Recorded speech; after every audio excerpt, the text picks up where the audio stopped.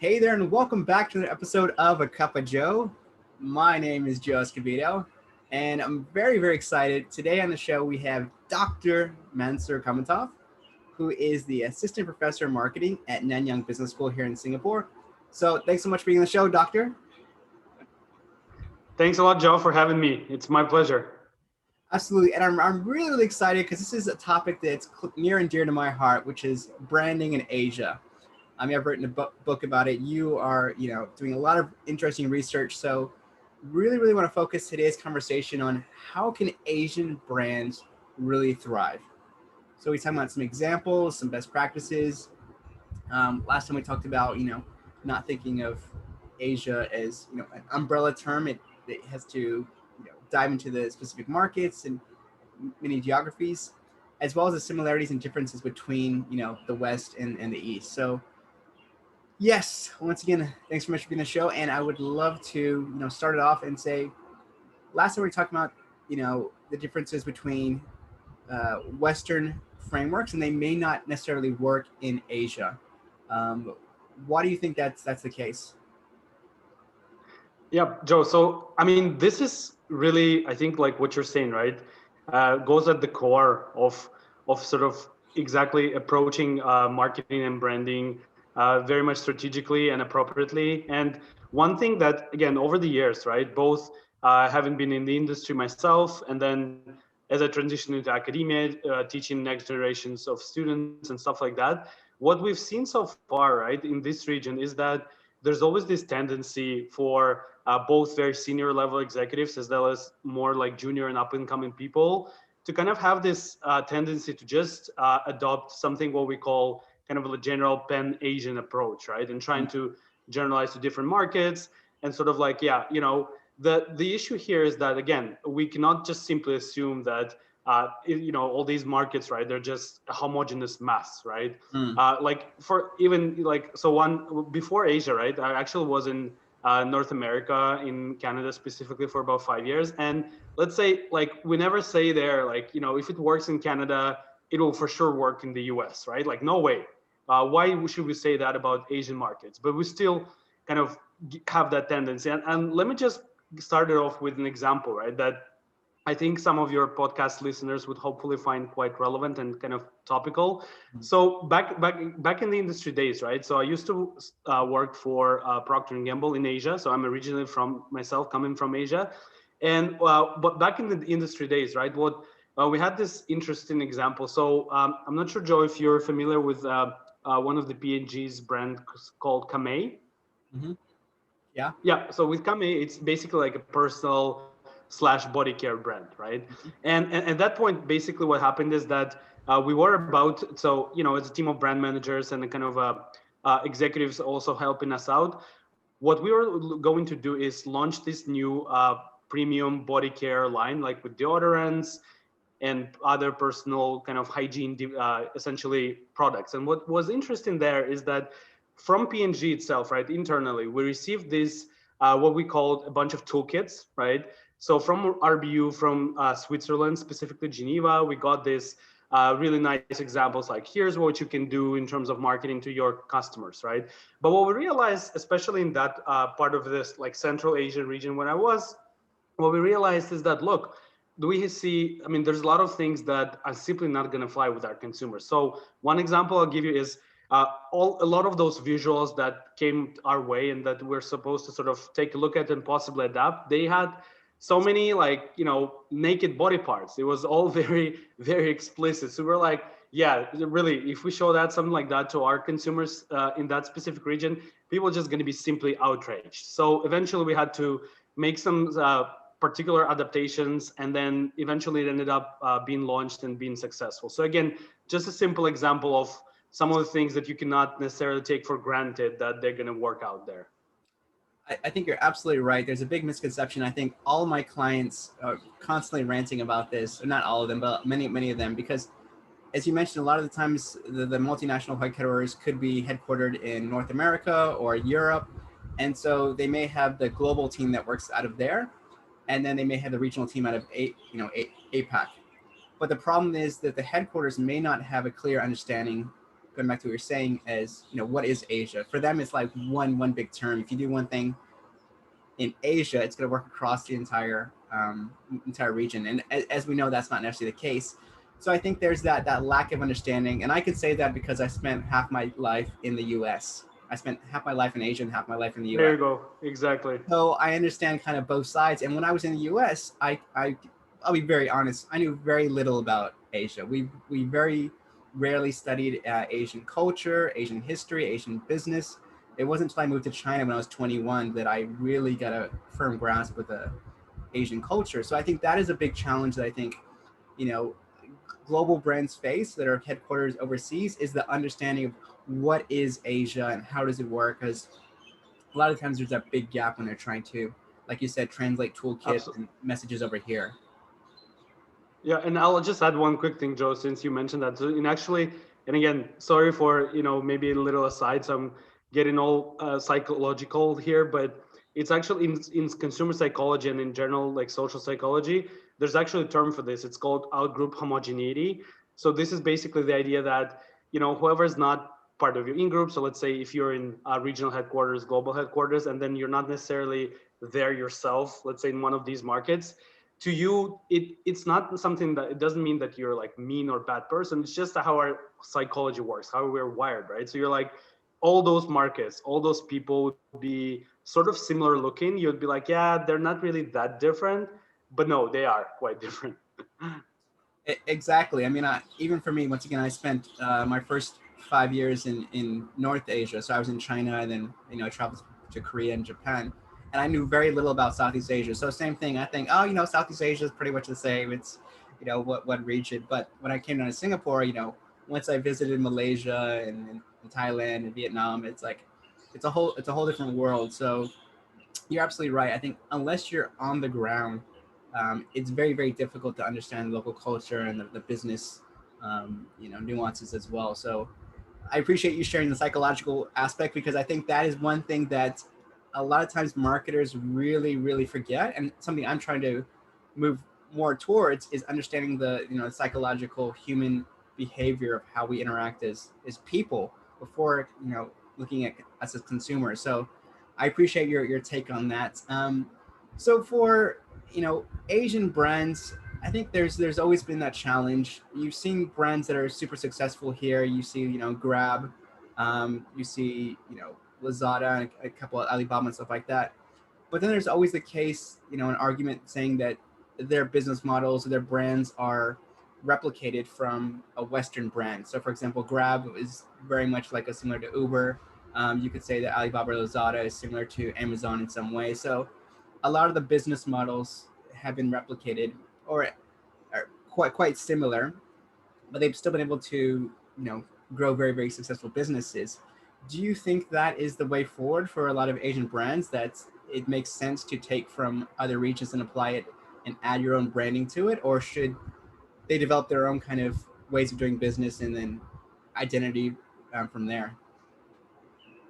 Yeah, it's so I think this is very critical, right? So as a lot of like local or regional brands here, once they start to develop themselves or they sort of try to grow and kind of scale up, what we say, right, is that it's actually quite tricky, right? So on one hand, I mean, over the years, we know that kind of emulating, replicating what you said is a good word, or even there's another word for similar kind of construct called copycats, right? So Yeah. again, we sort of assign labels to them. We judge them. So we're like, hey, you just really copied it. How much really original, innovative work went into behind that? Not much. But again, right? We have to look at this as sort of from a life cycle standpoint, right? So yes, coming up right away with something truly innovative, like incremental or even like radical innovation is tough.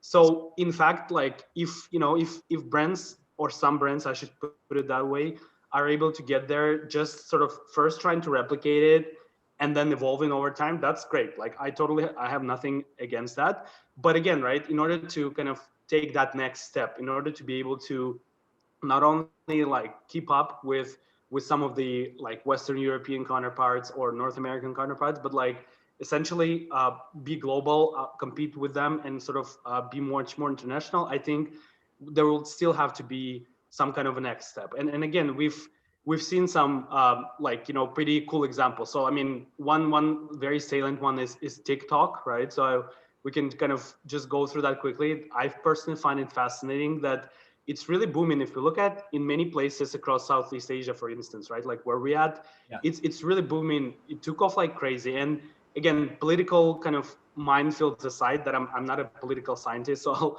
I'll put Yeah. that part aside. Their success story in takeoff has really been incredible, right? And essentially, if we look at what happened with them, is that as the digital economy is growing, right, they're sort of really trying to reap benefits from that. And it's actually what they do is very much in line with this kind of contemporary trend of short video content consumption and evolution, right? So I'll give you one example related to that. So when I teach kids, right, like kids, undergraduate students or graduate students, for example, at NBS or at other places. So when I talk to them about social media, for instance, like, you know, I give them example, oh, you know, let's talk about Facebook or Twitter or LinkedIn. And what they basically tell me is that, yeah, all of these are for old folks. We don't use anymore.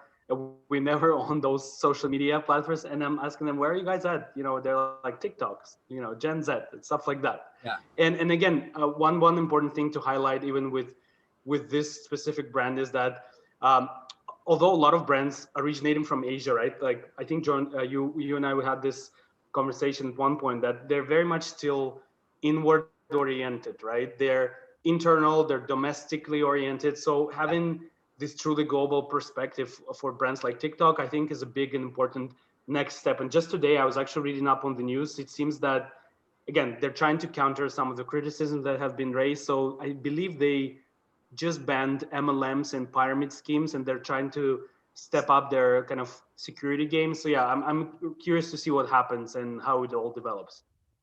Yeah, no, absolutely. I think it's a very interesting one, and I think that China is a beautiful example because China, to me, is one of the underdogs when it comes to technology. They have some incredible technology, and I'll give you an example. I applied for a marketing role at Huawei. This was like a decade ago, Okay. Yep. and I remember I was in their headquarters in Shenzhen, which was like a fortress, and they had like these hologram kind of keyboards that I was playing around with in the lobby, and this is a decade ago. And it was basically Wow. laser shone down at any surface, and you can use it as a keyboard. And I was like, this is incredible. But once again, the challenge is, you know, they have incredible technology, but then the other side is how do you know, build a global brand off of that? That's another thing I'd love to get your thoughts on is for Asian brands, you're right, you're absolutely right. A lot of times they focus on their specific markets or the neighboring markets. But I guess the bigger challenge is how do you go global or how do you go even, you know, into other markets? And for China, I think they're starting to do that. I mean, they have a big enough domestic market where they can thrive without going internationally. But for Like those who economies of scale. economy Yep. scale, for those who are in smaller markets, that's not really necessarily the case. So I guess how do you can Asian brands? I mean, TikTok is a beautiful example, but how can other Asian brands kind of take what they've done in their specific markets and expand it into other markets or other regions? Yeah. Well, there's, I mean, so at least a couple of kind of pieces and tips that I'm happy to provide, right? And some of those would be also based off some of the recent research that I've done in like particular different countries across this region.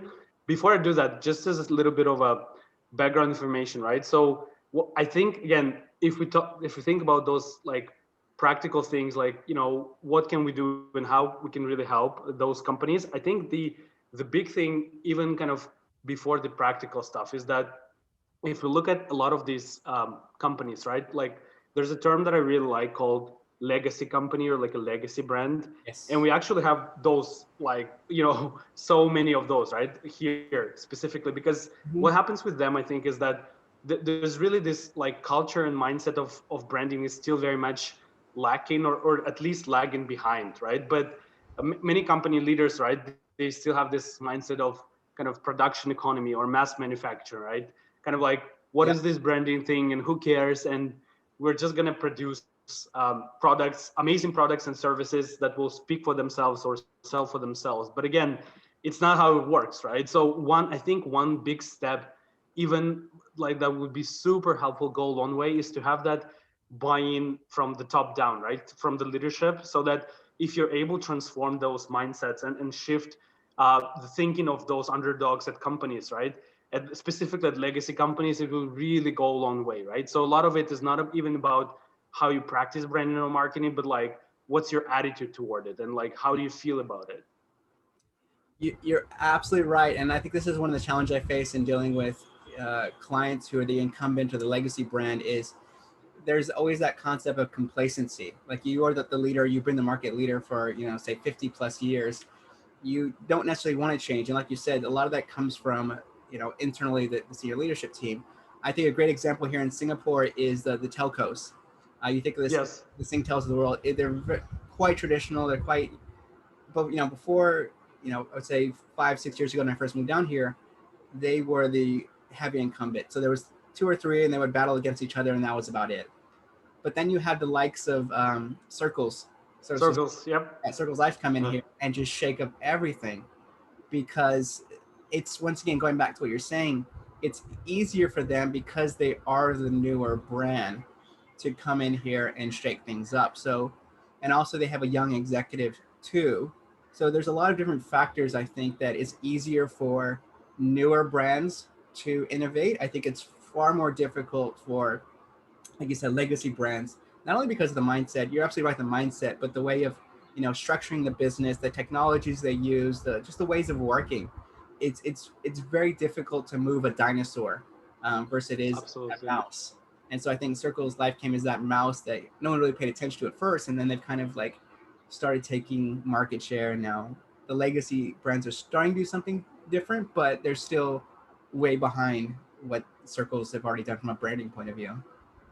Yeah, I've been really like it's been quite fascinating to watch kind of how they poke the big telcos, right? Like all their kind of stunts and yeah, I mean, I think, and but like to your point though, right? I think you're absolutely spot on, right? So, and again, in part because we see especially, well, like China for sure, it's like basically the example of like startup culture and a bunch of these cool startups kind of springing out here and there. But Yeah. yeah, like the big thing is to really emphasize agility, dynamism, and kind of flexibility, and this just-in-time approach, right? Like you can assume that the old frameworks would work anymore. You cannot assume that kind of frameworks from abroad or from developed whatever markets would work. So you really have to. I mean, it's almost like a trial and error approach, right? But again, before like it doesn't mean that you have to just do random things. You still have to adopt a systematic approach, right? But having said that, you shouldn't be afraid to make mistakes, right? So yeah. Absolutely. One of my favorite analogies, and we had this in the book, is from the former CEO of Four Fingers, which is another popular Asian fast food chain. And he talked about his way of seeing it is like a wall. He said, your entire market, your entire industry is a wall. I said, okay. He said, look at the cracks in the wall. And there's cracks in every industry. That's where you kind of want to fill in terms of the business. And I think that's what uh, Mhm. I think Circles did in the telco space. I think Four Fingers in the F&B space, because once again, there was that kind of similarity, that generic flavor of even McDonald's, Burger King, they're all kind of generic. So Four Fingers came in, they said, okay, we want to do something a bit more edgy. We want to have graffiti in the wall. We want to have like hip hop music playing. We want to mix things up.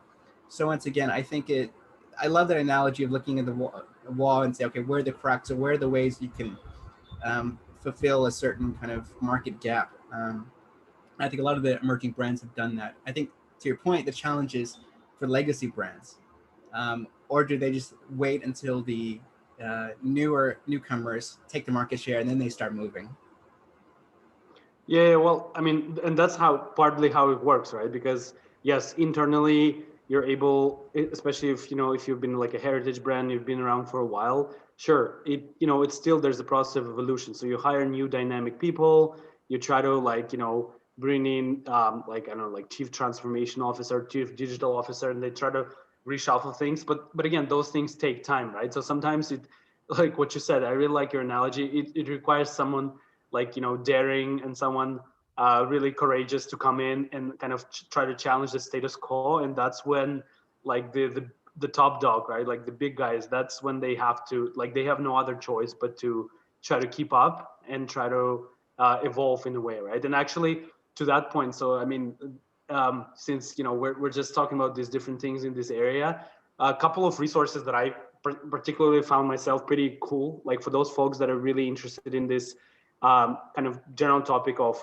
Asian brand strategy and Asian branding, right? So there's actually a colleague of mine, Den Huan Hui. So he's from Nanyang Business School. He's done, well, like apart from a bunch of incredible, amazing things that he did, he also wrote a couple of books on the topic about specifically like marketing to Asian consumers and sort of the differences and some similarities compared to some other places. And then also I had a chance to and a pleasure to meet this guy called Martin Roll, who also has his book on Asian brand strategy, right? And a bunch of examples, right? Well, like you also, Joe, brought them up, right? So he talks a lot about a more Pacific and sort of how things have shifted for them quite fast in terms of their kind of upward trajectory. And their brands are like super prevalent in like a bunch of markets around the world, right? Or another example that, well, we'll talk if we get a chance to also about some of my research a little bit, but another brand that I find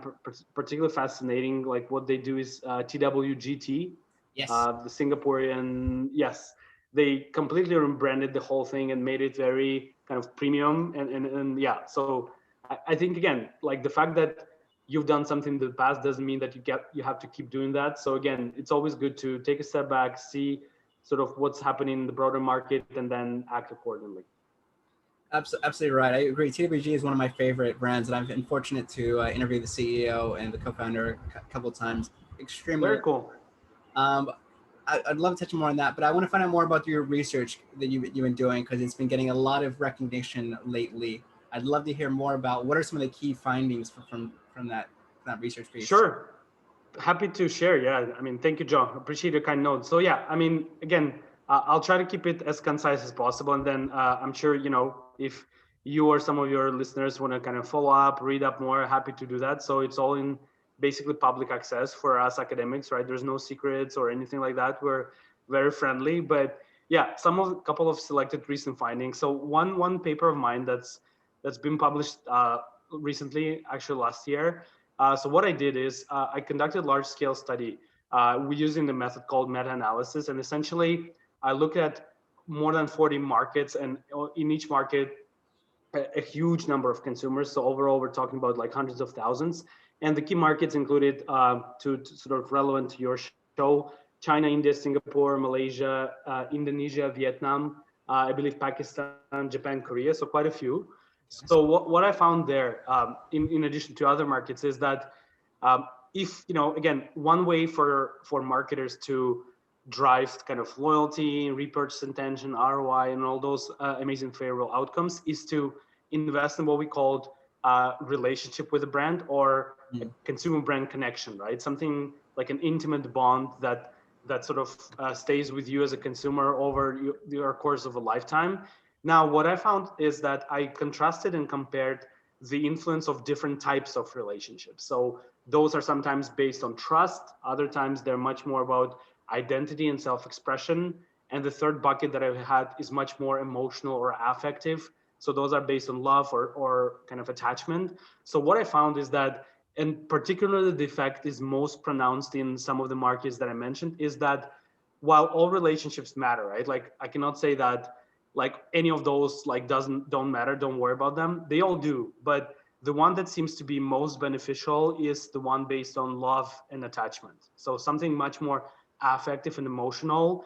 Again, that tends to be one of the more stronger dominant drivers here, right? So that's been kind of one paper that I wrote. Another paper that's actually forthcoming now in the Journal of Marketing. So in there, speaking of TWG, so we also did some stuff with using some of the tea branded products. But essentially, what we found there is that in that paper, and again, that goes back to the branding, and some of the data was collected pretty recently.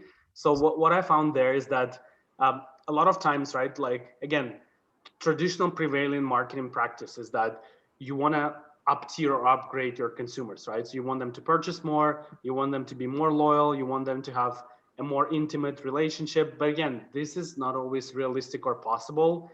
in fact, a lot of brands, you would simply not care about them, or it would be much more sort of transactional type of connection, right? Like, nothing special.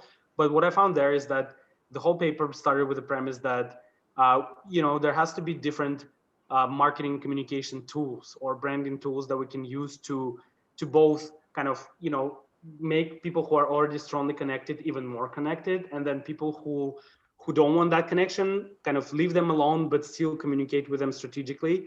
So what I found there in that paper, long story short, is that for those consumers that tend to be more close to your brand, so they feel that somehow you're quite connected. So for them, actually, messaging that's more concrete, that uses concrete phrases and concrete type of lexicon, that tends to work much better. And then for people that are more distant from the brand, right? Those that sort of, again, that doesn't mean that they hate the brand or dislike it, but they're sort of keeping their distance.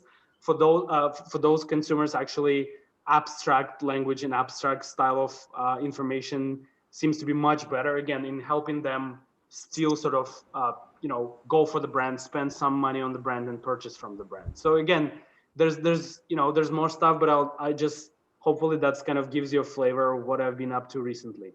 Yeah, no, absolutely. It's very, very interesting. And when you're speaking, I was thinking about how can we apply that to a real life scenario. So you talked about,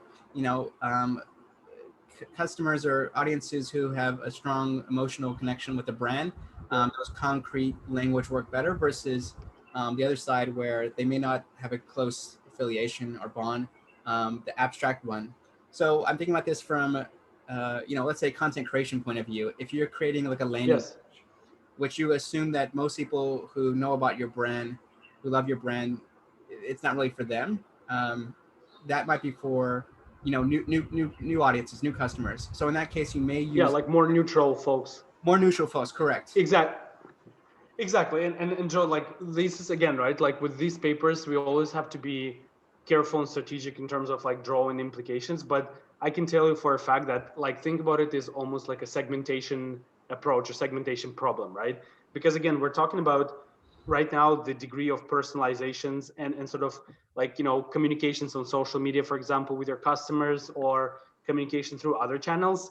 Again, not always, but for most part, you're, as a brand, as a company, you have a good understanding of, in this type of situation or in this type of interaction, is the person that is, you're trying to communicate to, are they pretty close to the brand versus pretty distant? So usually, more often than not, you kind of have a sense of that. So again, for those segments of people that for a fact that they're already sort of on your side in a way, yes, for them, they would much better prefer concreteness, right? Like concrete claims in advertising, customer firm interactions.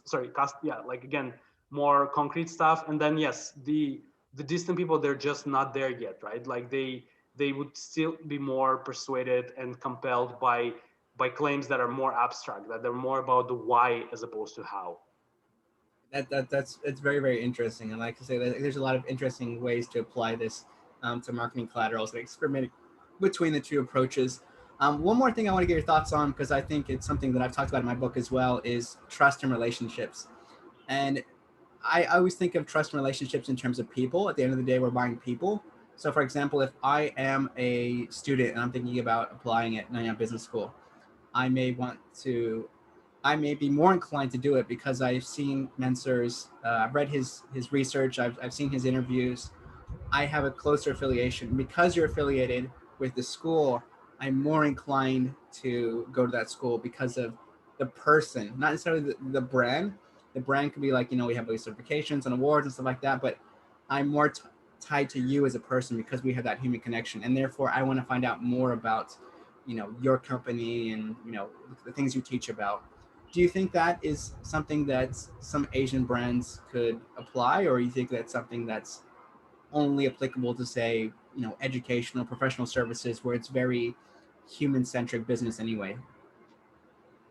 Yeah, well, so no, I think it's so basically, I would say it's much more broadly applicable, right? So your intuition also aligns well with basically some of the research that's been done on the topic, right? So as first aspect of it is what you said, right?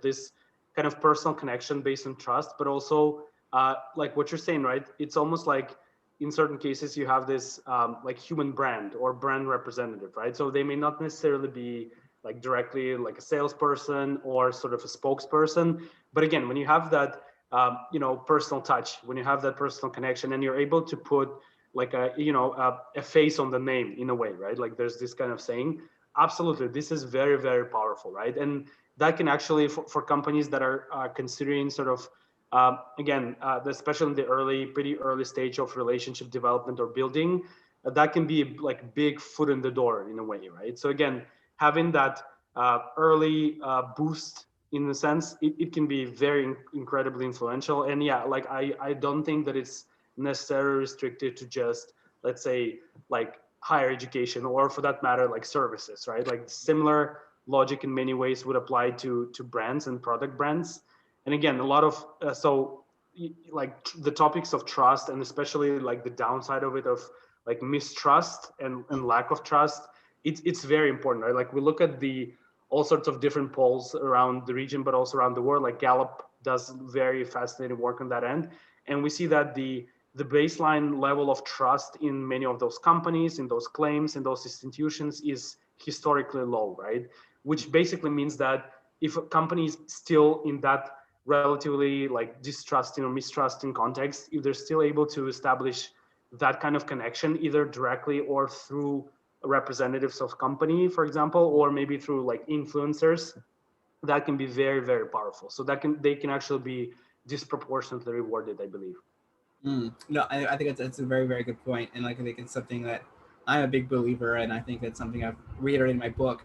I think this conversation can continue for hours on end. I'm really enjoying it. But I think, for the sake of time, I'd love to hear just quick recap. What is one thing that you think Asian brands can start implementing today that will help them grow or build better connections with their audiences? Yeah. So I would say again, so it's, you kind of a little bit put me on the spot, but let me see what I can do. But I would say yes. So avoid cliches, templates, and generic stuff, right? Don't necessarily blindly copy stuff that has worked for others, right?